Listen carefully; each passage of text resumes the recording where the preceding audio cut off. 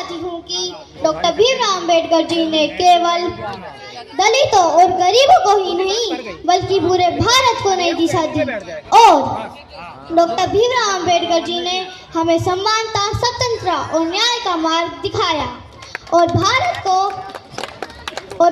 एक ऐसा संविधान दिया जो बाबा साहेब जी का दुआरा था।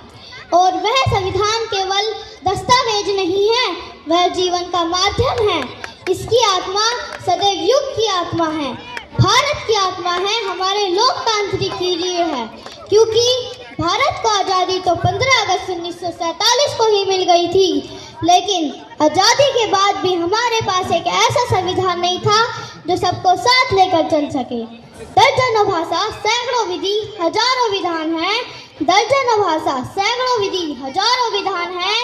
जो जोड़कर सबको साथ रखे वही तो भारत का संविधान है। जो जोड़कर सबको साथ रखे वही तो भारत का संविधान है। बहुत खूब बेटा।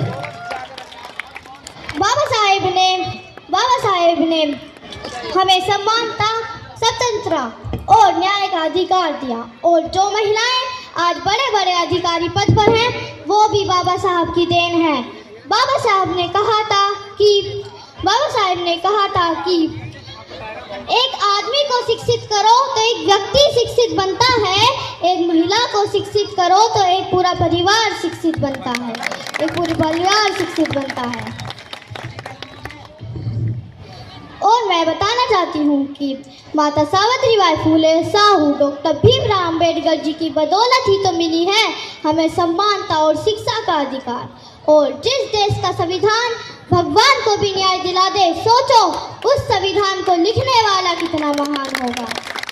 बोलना तो और भी बहुत कुछ चाहती हूँ, लेकिन मेरे और भी बड़े भाई बहन अपनी बारी का इंतजार कर रहे हैं, तो मैं अपनी बात को यहीं समाप्त करती हूँ।